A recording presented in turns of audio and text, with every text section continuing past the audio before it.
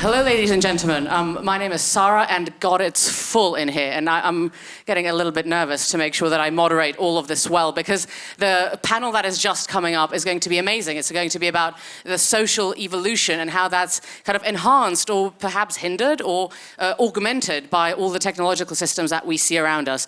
I'm actually an archaeologist originally by trade, so I'm going to be asking a lot of deep questions about history. No, don't worry, we'll get to Ethereum as well. But the most important people here during the panel are our esteemed guests. So let me please first welcome Vitalik Buterin as the co-founder of Ethereum.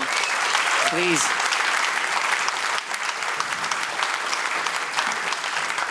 Okay. Next up is Brewster Kahle. Please come and join us. Yay. I love the enthusiasm. It's like an MMA match, although we're going to be talking about social evolution. This is great. Keep it going. Because the last but not least, ready to rumble, ladies and gentlemen, is Paul Graham Raven. Please come and join us on the stage.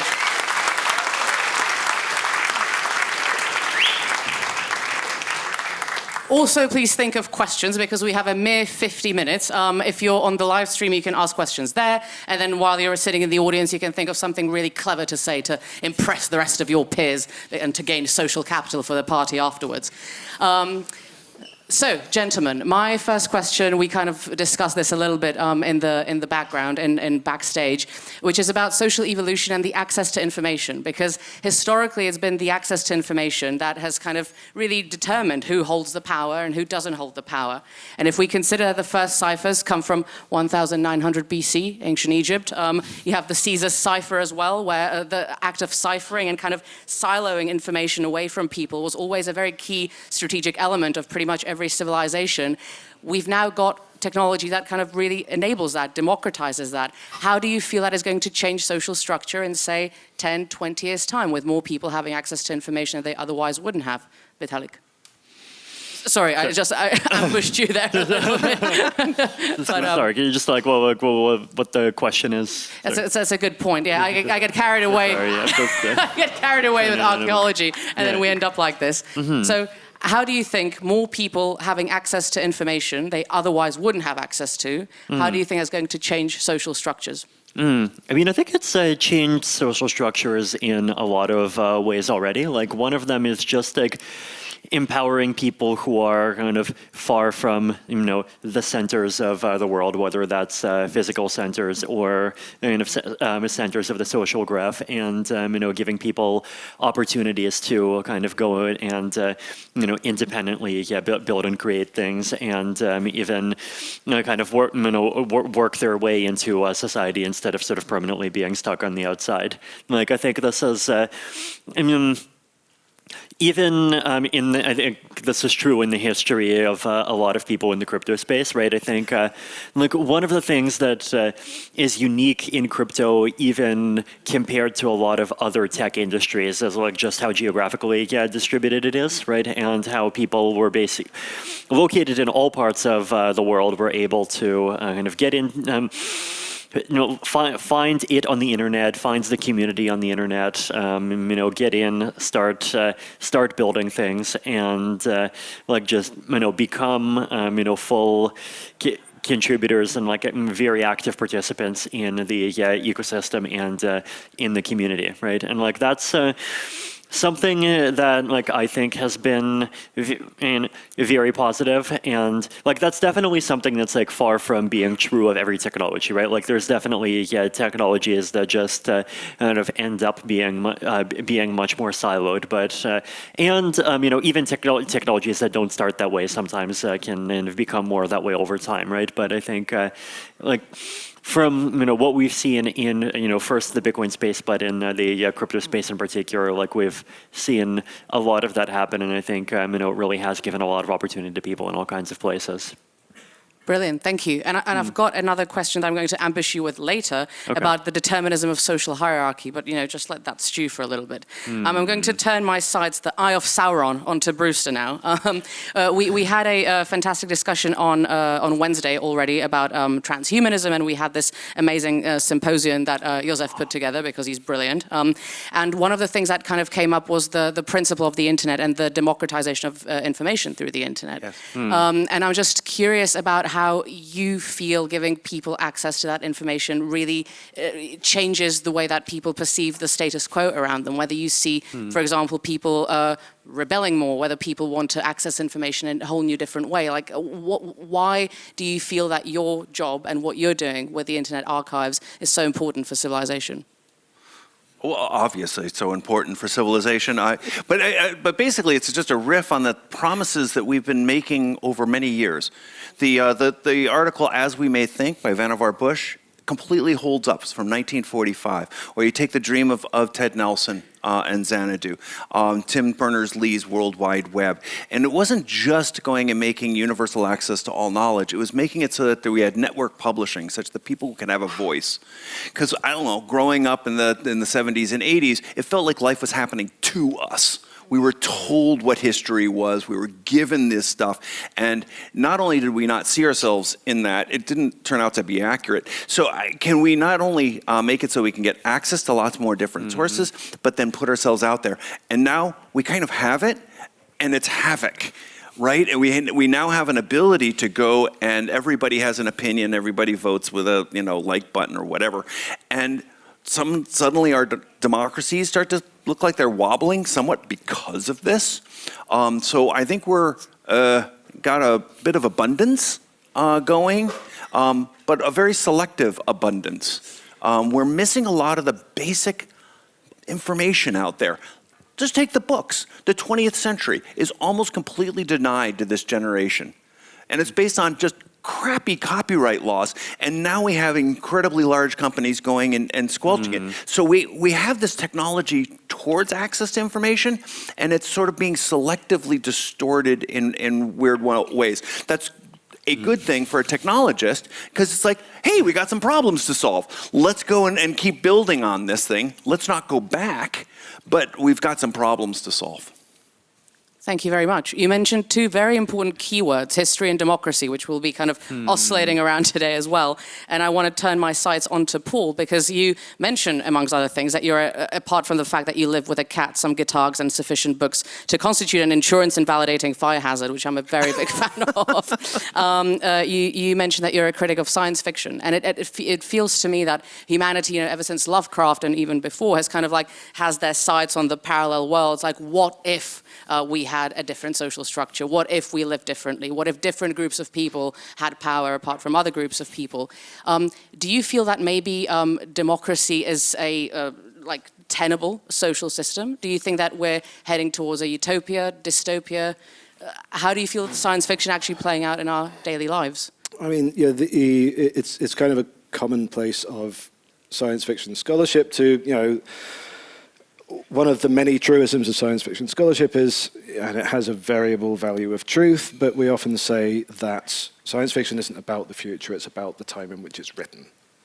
Because we have no access to the future, but we can speculate and extrapolate on the basis of what we know. And I think, what's interesting to me in your original question about the access to information, and so this is interesting as well, because I'm admittedly a very minor one, but I'm a writer of science fiction as well. And so I came up in the Web 2 era, and but I was reading Wired magazine in '94 or whatever. So that real sort of early utopian promise of the web was very much a thing I grew up with. But as a writer, I'm torn because I know other writing professionals, and it's like this is not to blame any one particular person, but this is a systemic issue there, right? Yes, access to the great works of the 20th century should be open, but at the same time, you need to be able to pay the people who write them. And the question of how much and for how long, we're into the realm of political questions already. But looping back to that question of access to information and the extent to which it may change or shape things over the next 10 or 20 years. I mean, I'm tempted to say something like, yes, just like it has been, but more, because things tend to, but yeah, things carry on as they are until they can't, and then they don't.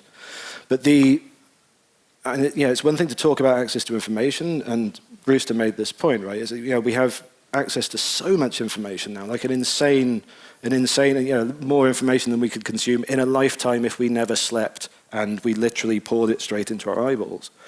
But information is not knowledge, and knowledge is not wisdom. And the question is, yes, we have access to all this information, but what is, I think, lacking in that is a way to assess the value and veracity of, it's like how, I have two possible bits of information here. How do I know which is the useful one? And on what criteria of usefulness am I judging that? Is that my personal utility in how it makes me feel, or is it a more functional utility in what it allows me to do in the world? Is it information that gives me power over someone else? Is it information that gives me the power to resist someone else? The information is just and it's just information, right? As I understand it, Claude Shannon's entire point with information theory is it doesn't matter what the information is, it always functions in the same way. It's a theory about form, not content. But the issue of the content of information, I think, is we're really seeing the problem with that abundance of information now, because yes, it is, and again, I came up as a writer in the Web 2.0 era, and we were like, this is amazing. It's it's the promise of the 90s, sort of expressed. It's like, that's where I learned to write in public. And I thought, well, great, now I can be a writer and I'll get discovered, like many other people like me at the same time. And so we all went off and we all wrote away on the internet where anyone could read it. And we rapidly found that once we had enough of a reputation to be able to sort of get in touch with people who might publish our work somewhere other than our own blogs, people would be like, yeah, but we'd love to pay you. We can only really pay you in exposure. It's like, I can't pay you $100 because there's a guy here who'll do it for 50. Once it's gone down to 50, it's like, but I can get someone to do it for 25. So that's, so yes, and another way to put that is that, we were like, in the 90s, like, the internet, everyone will have a voice. And now in 2023, I think on one level or another, all of us are kind of looking around and saying, oh, fuck, everyone's got a voice, right? It's, it's like a voice is a great thing, but what the hell are you saying? Can I hit the compensation issue? Absolutely. Okay. Sorry you were underpaid as a writer. Okay, but I would say that there's... I'm not blaming you. There's plenty of money, it's just not well distributed. Absolutely. So you take the library system, which is kind of this magic weird thing, right? It's publicly funded, and it buys about 20% of all books, right? And you'd hope that would actually go to authors. It doesn't, and it's not the library's fault.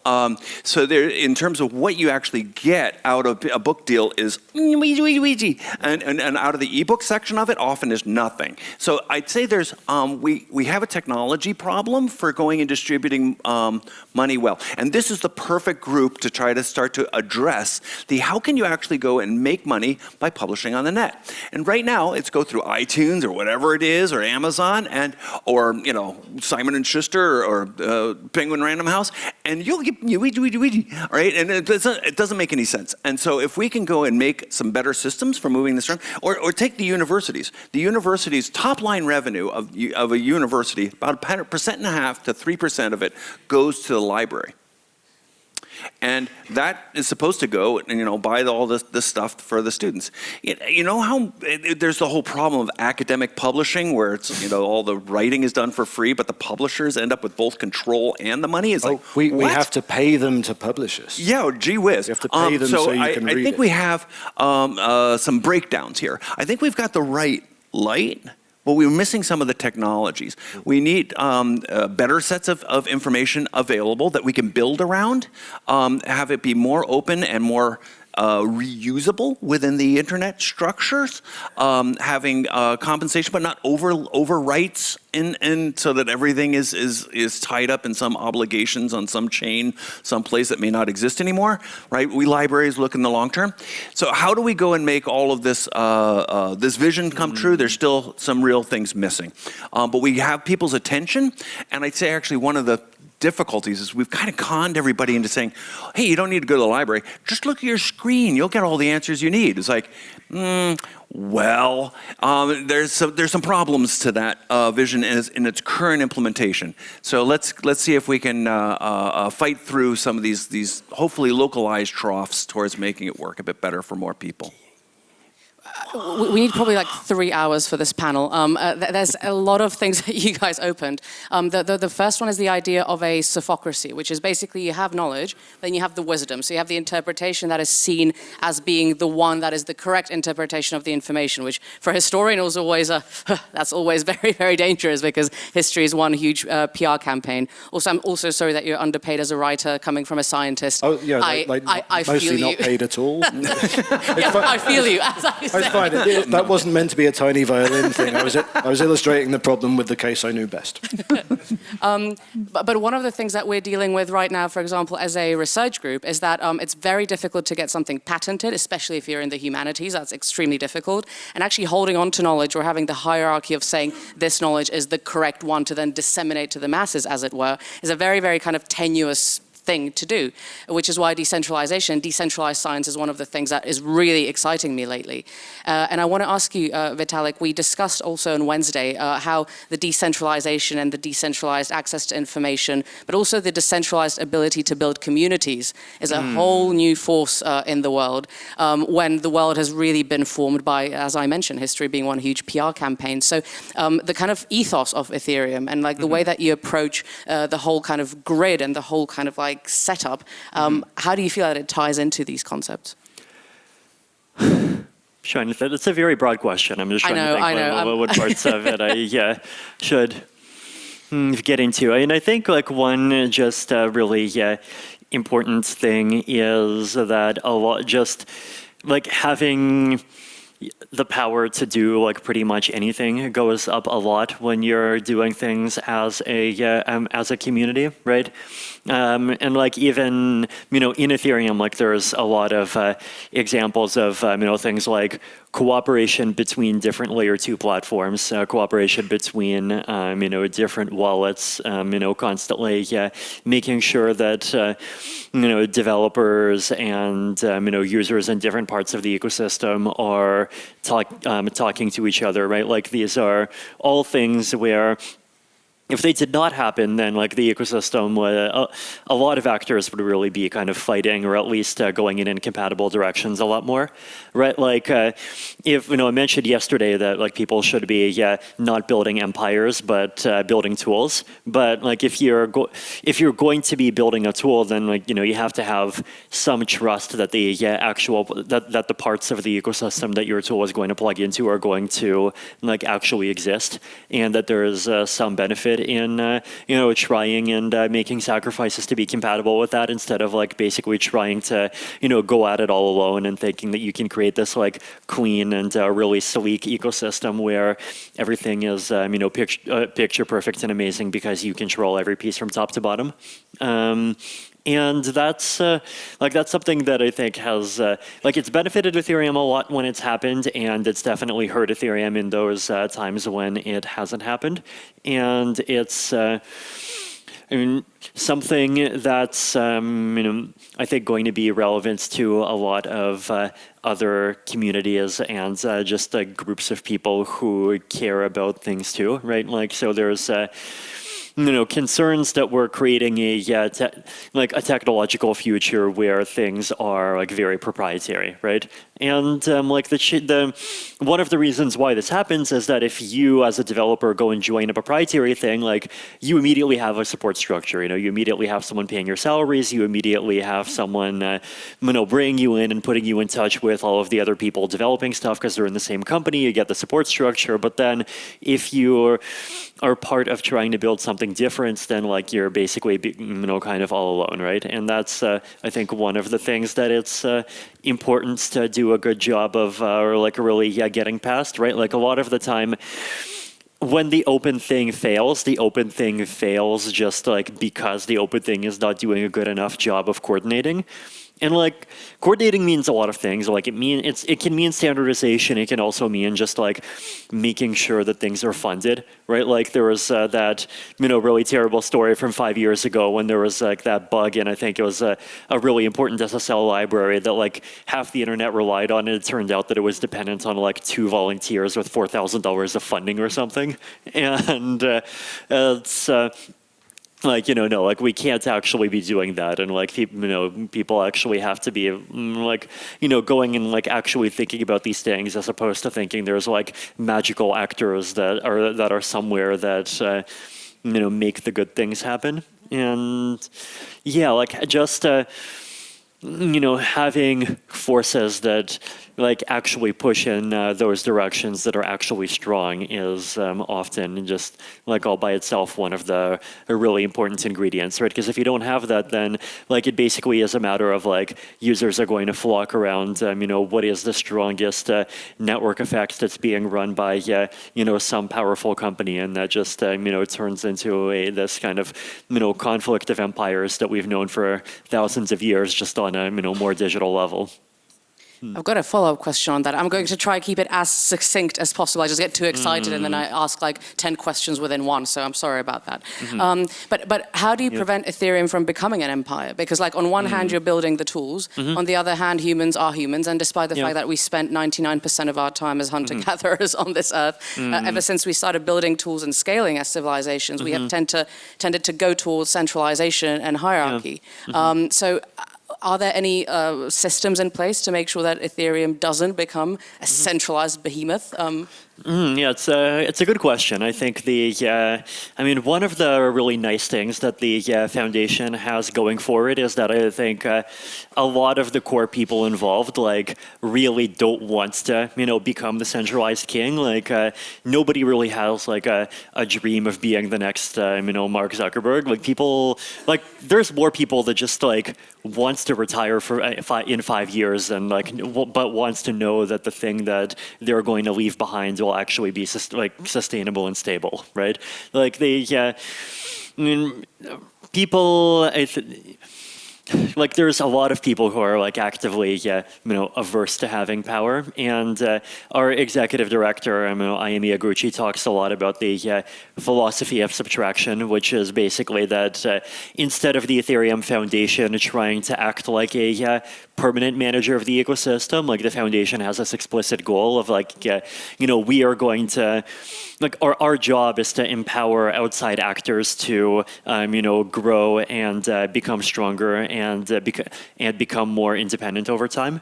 The goal is that at some point they actually stop becoming more as dependent on the foundation at all, and the ecosystem comes like closer and closer to this point where, like, if the foundation blows up completely, then it gets easier. It becomes more and more obvious that the ecosystem actually can kind of keep going and survive on its own. There's like actual technical decisions that back this up, right? So like one of the things that distinguish Ethereum from most other blockchains, for example, is this like multi-client roadmap, right? Like there's an explicit separation between the spec and implementations of the spec, right? So there's about like 5 different clients that are called consensus clients that handle the proof of stake part of Ethereum. There's 5 clients that are execution clients that handle the EVM and blocks and like accounts and transactions side of Ethereum. And these are independent companies. Some of them actually already have independent business models, so they're not dependent on like any Ethereum Foundation grant dollars, some of them, right? And like it's not like five, like it's not even just five. Like that number continues growing over time. And then if we like look at zk EVMs at zero knowledge proofs, like that ecosystem is even more distributed. So trying to like make those technical decisions that kind of irreversibly, push power away from the center. And that's like a really difficult balance to get right. And I mean, in the early years of doing such a strategy, I think like trust in the center to actually do this sort of thing right is unavoidable. But like as things go further and further, it like there actually is real power that's not in the hands of the center anymore. So like trying to like create this environment where like it's expected that most work or a large share of the work happens outside the center in these kind of edge environments where anyone can participate and be part of it, and that share grows more and more over time is I think one of the things that I think we're trying hard to do. And I mean, obviously how successful this is going to be in 10 or 20 years, like it remains to be seen, right? Like it might fail, and it might be the case that like one of these Silicon Valley people figures out that they can make an alt layer one and they can like bribe them all a huge amount, and they'll get like picked off and walk over despite everyone's original intentions. But like there's lots of ways in which this sort of stuff can socially fail, but like I feel like so far it's actually been surprisingly successful and more successful than I expected. Nice. Thank you. I've got so many more questions, but we only have about 25 more minutes. By the way, I'll ask a couple more and you get your questions prepped, because I want to make this, we want to democratize this panel, so we want to give you guys an opportunity to ask questions as well. Brewster, one of the things that we already discussed this week as well, which is super interesting to me, is that you kind of play a dual role. One of them is making the information available to everyone and digitalizing a huge, huge portion of humanity's knowledge. The other one is curating it somehow, because as humans, we have evolutionary limits, not only in terms of the like physical information that we can absorb, but even in terms of social size. So the optimal social size is about 150. So already in a zombie apocalypse, we would create about 4 pretty meaty tribes in here that would probably all want to kill each other and compete for resources anyway. So just think about that when you're having your beer together and chilling out, in the garden. But what is the role of curatorship, and where does the line of I'm going to tell people what the optimal categories of knowledge are, for example, versus I'm just going to let people go crazy in terms of the databases that you're creating? We're more in the let everybody go crazy. So just try to build a tool, a piece of the puzzle, not the whole thing. Otherwise, you're going to innately lose. So how do you go and expose what it is you've done as, you're an organization, as a person, whatever, in such a way that people can build on it, interoperable. I mean, I love that I hear some of these words, especially in ETH Prague, but more generally within the Ethernet community. You use the words open source a lot, sharing, interoperable ecosystem. These are very important values to just keep alive, because not only will it make it so that our things live, but it'll make us more useful and I think more successful by working together, and not necessarily all having to be in the same darn corporation. Because the inefficiencies of all of us that have worked in those large corporations are enormous, right? You have these promising projects just sort of wiped out because, I don't know, some management change, right? It's just the waste of effort was so huge. So can we go and make an ecosystem that works better?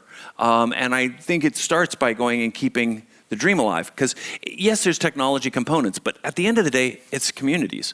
It's people that work together well. When I was trying to figure out, so this is the late 80s, where we should put the internet, it's like, so I asked some people, Mitch Kapor from Lotus, and he said, please stay in Boston. Danny Hill said, go for Tokyo. My friend Bill Dunn, who came up with the term metadata, turns out there was somebody that did that. His name is Bill Dunn. He said, go someplace people don't think you're crazy. And that way you're not sort of always facing a headwind. And I'd say ETH Prague is one of those places, right? And communities that make it so that you can go forward with your ideas and people aren't going to just shout you down or steal your idea or whatever. There's sort of like, let's try that thing. And I think the openness that actually, Vitalik, you have brought to the whole ETH community is an important distinction from other tech movements that invite people in. Whatever, are they thinkers? Are they coders? That's going to how this thing is going to work well for a lot of people. Thank you very much. I saw. Did you want to say something, Ria? No. No? Okay, fair enough. This is actually super interesting, like to be weird. It sounds like one of those motivational speeches like you don't really want to hear, but actually there's a lot of evolutionary research that has been done that various, even like mental, not deviations, but there's a lot, like for example, schizophrenia. Simon Baron-Cohen, who yes, is Sacha Baron Cohen's cousin, has done amazing research in terms of schizophrenia actually evolutionarily being selected for as a part of shamanistic ritual in order to bring community together. So these are really interesting things where actually being a bit nuts is great, but the system can't unfortunately deal with that always. I actually want to go, Paul, to something that we also discussed in Backstage, which is the concept of utopias and dystopias. You're someone who's fascinated about storytelling, and one of the constant stories that run throughout human civilization is thinking, would it be like if we changed this particular thing and society looked like this? By the way, this is one of the things what I love about Parallel Polis, what I had the honor of spending a couple of years, is that you don't have to pick one. There's parallel entities that kind of exist, and that's the only evolutionary chaos that's actually going to optimize society. But how do you feel that which direction are we heading in? Because we had, the Sun State, we had Dante Alighieri, we had 1984, we have all these like aspects of utopias and dystopias popping up in science fiction, fiction, and non-fiction. How do you feel that access to information and kind of letting the people go crazy, in quote unquote commas, how do you think that that's going to go? What do you think that brings to our evolution as society? The real cop-out answer would be, I don't know. Right? So many great claims are often made, but it's thankfully faded away now, but there was a big thing at the end of the noughties where people sort of said, this really sort of just so story where it's like, oh, well, of course, the thing that made the iPhone possible was the tricorder in Star Trek, right? The kind of, the existence of a kind of fictionalized prototype made this thing possible. And it's, cause and effect kind of doesn't work that way. But we like the neatness of that, because our lives are linear. We live in a linear timeline, whether we like it or not. And so that sense that one thing comes after another is really kind of, evolutionary, baked into our thinking. But causality is not simple in a vastly complex world, right? It's like, maybe that thing led to that thing, but there was a whole bunch of other things that affected that thing, a whole bunch of other things that affected each of those other things. Causality is a mess. History is a form of making sense of that mess. Whether PR campaign or critique campaign, whichever it may be, right? My co-speaker Reese, who spoke before me today, made this point very well, right? Storytelling is a meaning-making system. Right? There is no, going back to the point about information, information doesn't mean until we shape it into story. And there are lots of different ways of shaping any given piece of information. But to get back to your actual question, sorry for rambling on, and I'm actually going to loop back to, I was saying to Brewster earlier, so a long time ago, I used to work in libraries. I was never a qualified librarian, just a library assistant. But and so a library is a storehouse of knowledge, but it is also, so you can also see it as a kind of information retrieval machine. It's a system for finding things out. It's a system for getting information, but with a directed sense. It's like, what do you want the information for? What are you trying to do? And even as a lowly library assistant, the first thing, literally, first day, first hour on the job, the thing you are taught to do is how to find out which book people really want. Because what you'll get is, if you work on the front desk of a library, someone will come to you and say, do you have this book? And they'll have it written down. And sometimes they come to you and say, have you got that one with the blue cover that was really good? And that's really hard to deal with. But, recently good? Anyway, by the by, someone says to me, right, I want this particular book. And, I mean, and you can just, and some people will be very, very, like, no, I know what I want, just that book. But what you're trained to do is to say to them, okay, and particularly because you might get someone coming to you and asking for a book that was published 40 years ago. And if that's a novel, fine, they just want to read a 40-year-old novel. But if they're looking for a text on archaeology or neuroscience or whatever it may be, you might say to them, what's your, as politely as possible, what's your interest in this particular book? What are you hoping to find in there? And more often than not, they may have found, so someone who isn't used to reading academic texts may have encountered a reference to something somewhere else, and it said, oh, there's a really interesting thing that's in this book, and you should read that. And, that's great, but it's, science and the social sciences and the humanities as well, things move quickly, right? I forget what the exact figure is, but there's that theory that after a certain amount of time, facts go out of date, right? So, so giving someone a 40-year-old archaeological text, if they want to know what we believe to be true now, that's the wrong book for them. So, and if they want to know, so if you ask them, if you want to know what we think about that now, maybe, I can give you a better book. There's a more recent book that actually, that takes those ideas and qualifies them and brings them into the modern world. Maybe it's a scholar who's like, no, I need to go back to that old anthropology. And it's important that we have those old texts as well. As David Graeber's last book illustrates really importantly. He goes back to 1950s anthropology, which we've largely swept under the rug because it did have its problematic aspects. But it's like there's really important stuff in there. We throw a baby out with that bathwater. So finding out what, why someone wants something and getting them to the right thing. So getting all the stuff there and accessible, but having systems built around that, which, as the kind of resident I wouldn't say I'm anti-technologist, but as the resident tech critic today, it's, those systems of evaluation and interpretation, I think, need to be human because there's nuance there. You can't, it's inherently qualitative to ask someone why they want to know something. And that's, I think, where we need human beings as part of those systems. I mean, all systems are socio-technical anyway, right? The separation between social things and technological things is completely arbitrary. There's a whole discipline, social science and technology studies, that studies this stuff. Yeah. And it's a useful analytic distinction sometimes, but when we get too fixated on it and we sort of say, well, the technical is over here and the social is over here, it's like you can extricate them in analysis, but in our day-to-day doing of everything, we don't even think about it, right? It's all one thing. So understanding that any system of information retrieval, of information access, of governance, or whatever it may be, it's. I used to say when I was doing my PhD, right? It's infrastructure is people. Infrastructure is people. It's stuff as well, but like none of that stuff works without the people in it. Yes, absolutely. I think what you mentioned as well that's very exciting to me is both having the information digitalized, but then recording the mistakes that we've made, because we don't like to admit that we've made mistakes throughout history, but having that proof of thought and proof of mistake, which is something, I'm not a particularly I don't understand Ethereum much, so I'm sorry everyone, but I love it. It's an anthropologist's almost like wet dream to actually see this happen, because suddenly you can record everything that happened and you cannot go back and change it, and that is wonderful for history, because you actually record humans the way that they were. So you can understand both societies and individuals better. And I've got one last question for you, and then I'll throw it into the lion's den, into the Colosseum, and you guys can play with the questions for our esteemed panel. Vitalik, what do you think is the relationship between individual and society? How does Ethereum kind of enable? Yes, I came prepared. Just softball and at the end, why don't you?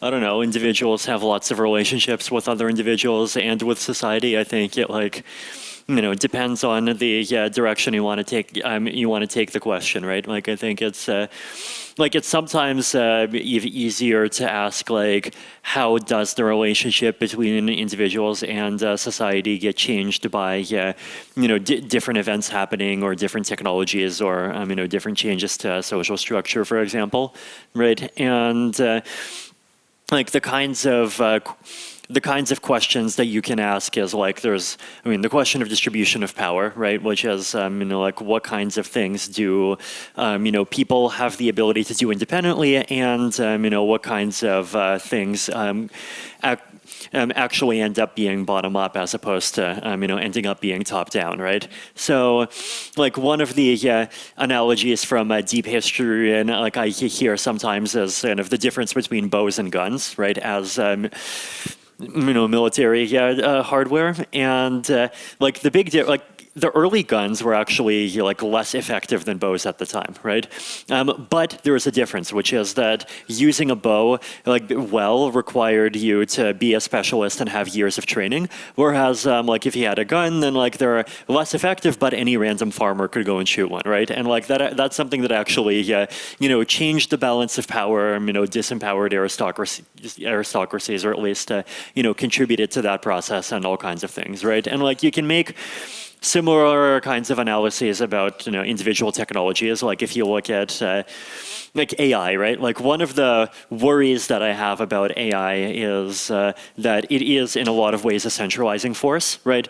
Like when people talk about society, and sometimes there's this image of this kind of warm and fluffy thing of where ideally people would actually talk to each other and resolve disagreements by having conversations and these kinds of things. But like the reality of like global interconnectedness today is basically like if you use ChatGPT right now, you're not using something that is on your device. You're using something where all the stuff is being done on servers somewhere in America inside of a structure that's actually controlled by basically one company, right? And that's like in some ways, that's like a worse dystopia than what the free software people were afraid of. Because the free software people, they were just afraid of proprietary software running on your machine. Proprietary software running on your machine can be managed because like you can run it in a VM. At least it's if you do that, then like you're not going to break privacy necessarily, right? But here we're talking about like proprietary software run on someone else's machine, and like you basically have these global panopticons, right? And like also global, once you have these kinds of services, people can be deplatformed very easily, for example, right? So, you lose privacy, you lose a lot of other things. And that's like one type of AI risk, right? Like the risk of both like local and international power relations. AI as how it will be applied in military contexts is like another one of these examples, right? Because then like the fear that I have is basically that like the same kinds of both like purely technical technologies and managerial technologies that made it possible for 45 employee companies like WordPress and now a much bigger list of startups to create products that are used and loved by hundreds of millions will also enable an elite of 45 people to actually maintain effective control over an unwilling country of hundreds of millions. And like that's potentially scary in its own way. And like even just like there was this article, like actually, it's sort of this semi-obscure thing, piece out of China a couple of years ago that basically made the case that like AI is this, pro-centralization technology and crypto is an anti-centralization technology. And like one of the arguments for like worrying about AI is basically that like if you think about starting a war, right? Then if you want, if you're a dictator, if you want to start the war, like you need to have a population that is like actually either kind of up in a rage against whatever your target is already, or that is like actually pacified in some way and is not going to resist. You need to have an elite that's actually willing to go along with you. You need to like even if the elite's willing to go with you, like if the on the ground soldiers are not, then like their morale is going to be low and you're going to be much less effective in a fight and all of these things, right? And like there's some preparation you have to go through. It takes time. There's friction. But if it's all done by like killer drones, then like you as the dictator, you press the red button. The drones start flying, and so they have speeds of hundreds of kilometers an hour, and like within a day the whole thing and the killing and conquering's already started, right? So like those like the relationship between kind of the big and the small, by which we both mean the kind of the individual and various collectives, but we also mean between collectives and bigger collectives. Like that gets radically transformed by like different technologies, and like both what we would call things on the purely technical side of technologies, and also things that are social technologies, and things that are social technologies that are only possible because of particular arrangements in in circuitry, like social media, for example. Like those things end up leading to these big changes, and there's a lot of technologies that makes changes that I really like and that I'm happy about, but there's other things that go in very different directions, and some of those things are unpredictable, and it's like important to keep an eye out for those things, and if something's happening in a direction that we don't like, figure out some counter strategies. Fantastic, thank you. That was a beautiful end to the initial round of questions. We've got 5 minutes, but it's fine. We'll manage somehow. I think we can go on until 2. I'll be a bit naughty, and I'll take the hierarchy of the moderator here to carry it on for 5 minutes. Right, ladies and gentlemen, questions. There's already someone very enthusiastic there. While we get you the microphone, on the theme that was discussed, Jared Diamond, Guns, Germs and Steel, fantastic book. I suggest reading. Yes, sir. We've heard this a few times now, talking about incentivizing tool making. But what incentive do tool makers have not to build their own kingdom? And so, in a plutocracy, how do we support this long-term societal evolution, particularly now that we've moved to like ultrasound money? Yeah. It's a good question. I think this is one of the reasons why, like, in the Ethereum ecosystem, we care a lot about like public goods funding, right? So like there's Gitcoin and Gitcoin grants. There is the Optimism retro funding grants. There's a lot of brilliant work that the Filecoin people and Protocol Labs are doing. There's a lot of really fascinating stuff happening, and I think I think that problem has a lot of like very deep facets to it, but I think one of the just like really important things that we have to keep zeroing in on is that it just working for the public needs to actually be economically viable. And like that's sometimes an easier problem than we think, because like a lot of the most talented developers, they actually are willing to make deep economic sacrifices to do things that they believe in, right? Like lots of people in the crypto ecosystems, including people that have been responsible for like some of the most brilliant and deep and important work that everyone depends on today, realistically skipped out on 10x pay raises that would have been by not just working somewhere in the bowels of a centralized exchange, right? And like those kinds of developers, they can handle a 10x pay cut, but they cannot handle a 1000x pay cut. And like if you don't have public goods funding, then like a 1000x pay cut is the reality, right? And there are just so many instances of teams that basically could have done a good job, but that ended up just not being able to find a sustainable business model, doing the thing that they wanted to do, following principles that they value, and they ended up having to make some compromises, or they may ended up having to find some funding partners that like later on forced them to make compromises, right? And I think like there's a difficult bar to cross, and the difficult bar to cross is like you should get the sort of the economist's ideal of if the value that you get should be proportional to the value that you provide to society, and like that's really theoretically ideal, but like that's insanely hard, right? And but there is a more realistic ideal of if you are working on these things and working on them in formats that are compatible with the values that we care about, then like you should at least have some kind of support structure. Right, you should be able to pay rent.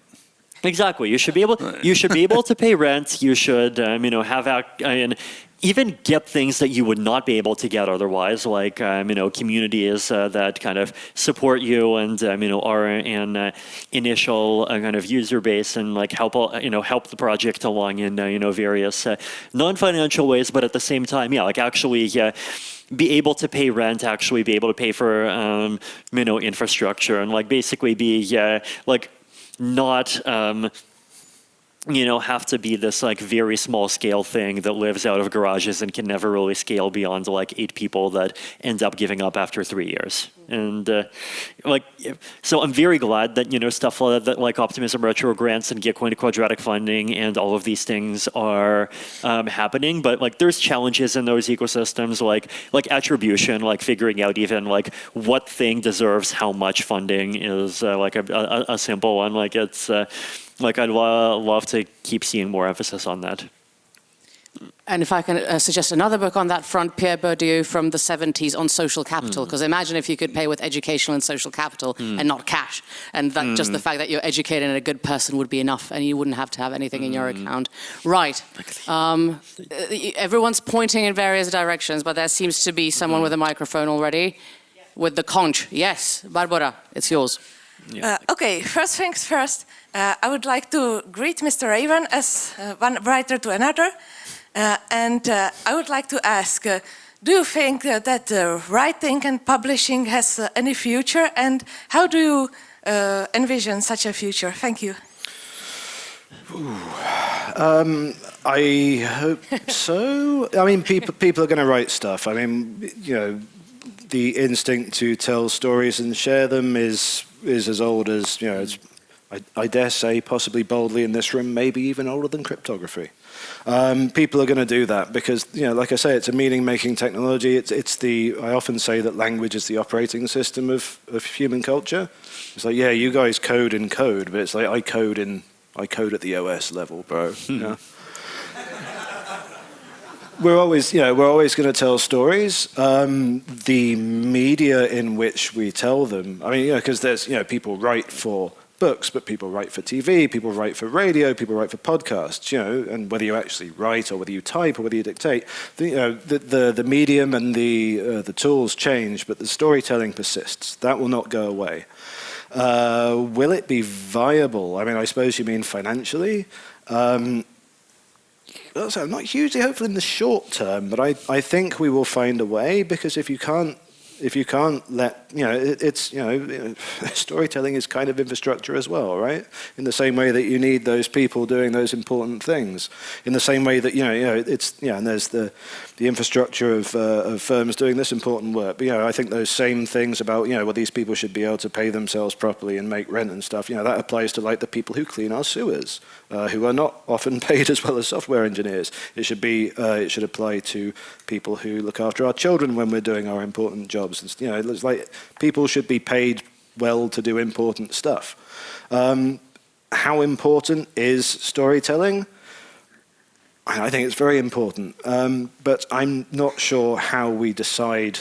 It's going from deciding that something is important to deciding how much that should be compensated, whether individually or societally. That's a question probably as old as writing itself. I don't have an answer to that. I think there will always be storytelling. I really, really hope that we find a way to give storytellers the space to do their storytelling thing. In the same way that I broadly, it's like we should give everyone space to do the thing they're good at. How that is to be achieved, I don't know. I'm sure someone would love to tell me that Ethereum could help. Buttonhole me afterwards, maybe. But I don't know. I hope so. I am not optimistic, but I am hopeful. Thank you very much. All right, yes. But let me jump in on this, because I had a really positive conversation this meeting. I cried on somebody's shoulder very much as Justin Holmes in Bogota. And I said, it's just impossible to go and have decentralized commerce on decentralized web. You go and you have your record album and you want to basically make some money off of it. Can people go and contribute a coin and then get a decryption key? Something like that. Can we get that to work? And so I walked into the mama shelter and he was sitting there and said, Brewster, every day since Bogota, I've been working and trying to figure out how to make that work, and here's how far I've gotten. And he had this whole system about going and making it so that you can, basically a Kickstarter, using the blockchain, and you can put it up, you know, and then there's a paymaster that watches the blockchain. When there's enough money, blump, you know, your thing goes Creative Commons. And it was like, cool. So I think there are solutions if we kind of come up with precise enough points of the problem that we can go and make it so that there's a game with many winners, that you can actually have it so that people can go and do their record albums. Their record album may suck and nobody goes and buys it, true. But if there is do we have to go through third-party middlemen all the time that end up just sucking all the value out of the system? I don't think so. And I think this is the kind of community that can make that go. Thank you very much. One last question, but it's got to be blitzkrieg. It's got to be really quick. Yes. Yeah, so Vitalik, you talked about Ethereum being this like global borderless community of builders, and also voiced some of your concerns about AI centralization. So like I also worry about this a lot. So like my question would be, what do you think the key pieces of the puzzle there to like move AI away from the centralized power core of Silicon Valley and to something closer that we in this community kind of believe in? I feel like there's like somewhat, to some extent, there's two questions in there, where one of, well, I mean, every question always has like 10 questions in there, but you know, sometimes you have to be nuanced about nuance and like pick the level, but to keep things tractable. But one of the questions is like, how do we make AI into a thing that like fits our values better? And the other question is like a more specific one about like interactions between AI and the crypto and like Ethereum ecosystem. So I think like to start off with the first one, like, I mean, it's this one of the challenges, like, so like I personally have tried installing like these, you know, AI models that you can like run thing locally and do things locally with, and like I walked through like 5 or 10 different tutorials, and like they all failed. Like you know, there were just like all kinds of issues. It's like, oh, it turns out that like these things have 74 dependencies. One of the dependencies has a less than sign on a version, and that makes it totally incompatible with another thing, which is a higher level of the version that you've already installed. There's things like, oh, the tutorial just says, oh, this is where you plug in the model, and I barely have an idea of like what, you know, a model is. Like I understand in a technical sense, but I don't understand it in like a like software file sense of like, you know, like what's the specific thing that we're plugging in. And there's like all of these different things where like it's just obvious that these things are written for people that have like that are deep in the ecosystem. And there's work that needs to be done in like translating existing stuff in a way that's just more accessible for people to work with. So I think that's like that's one of the issues. I think another one of the issues, like going at a different kind of side of the AI problem, is that I feel like some of the AI that we've seen, it's been kind of needlessly built and narrativized in a way that's kind of much more like a competitor to humanity than it needs to be. And like one of the ways that this is true is like if you look at DALL-E and Stable Diffusion and the way that they got released. The way that they got released is as things where you plug in a description, and the AI does a realistically crappy job. Like it's good enough to dazzle you, but it's like actually too crappy for any actual use case. Like just going from your like 1 or 2 sentence description into like doing the thing that you want to do. And like one of the challenges is that like the 1 or 2 sentence description, like that's just not nearly enough input, and it's like not the wrong structure of input for you to actually be able to like produce the thing that you want, right? And what we like what we actually want is like so basically a version of Photoshop that has a much kind of deeper mixture of human intent and like the AI filling different pieces in, right? There's like a lot of interaction and feedback, and there's like some kind of human intent being felt in.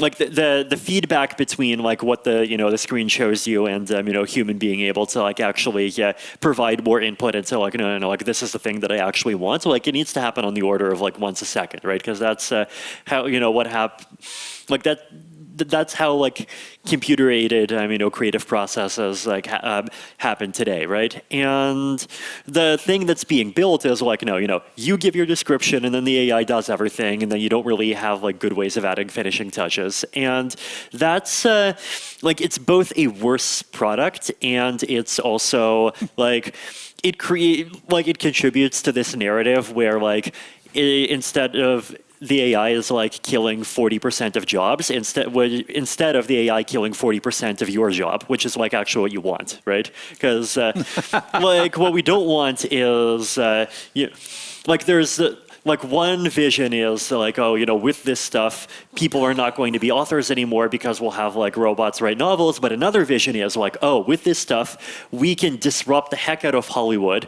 and we can give normal people the opportunity to not just write a book, but actually make their own movies, right? And like that's the sort of stuff that like I want to see more of. And because like right now, like creation of art is, and like especially in like video format, is like very centralized in a bunch of ways, and like we've seen how that often goes wrong, and like we have these kind of, sort of weaponized interdependence issues where you have like 5 or 6 big actors in the world that like because they have huge amounts of money, no one's willing to make movies that offends them anymore, and it's there's like a lot of like unhealthy stuff that can actually be broken with a more kind of decentralized and open approach to some things. But then in terms of like how the crypto community can participate, I think lots of people ask the question of like, what is the crypto AI intersection? And like, there are some answers that you can say, you can do ZKML and you can use maybe do AI to formally verify and prove that some ZK VMs are equivalent to each other, and like that would, or like that some wallet is secure, and that would be amazing to have actually happen. But like the realistic intersection area is like fairly wonky and fairly small. The more realistic thing to do is to look for intersections between crypto as a community and ways that it can help the AI transition happen better and like contribute to problems like AI alignment, and maybe even contribute to public goods funding around AI alignment and all of these problems. And that requires the crypto community to kind of reconstrue itself more as being not just, we are a community around doing things with blockchains and coins, but like we are a community around doing things in ways that are, more collaborative and free and open. And like that includes blockchains and coins. And like, I think blockchains and coins are like critical in like creating alternatives to like centralized and, totally, privacy breaking CBDCs, for example, right? But like, it also includes lots of things that don't have to do with coins. And like, this is something that I think the spirit of 2013 like did a better job of doing than like the DeFi bubble spirit of the last 5 years. And I would love for us to try to return to a smart version of the old thing more. I mean, a smart version, right? And like I think the parts of the DeFi bubble ecosystem might even be important in like making public goods funding happen, for example, right? But like we need that other spirit in there too, that like really be a strong part of the ecosystem and how we think about what we're trying to accomplish. Ladies and gentlemen, the impact of technology on social evolution. I don't know. Thank you very much.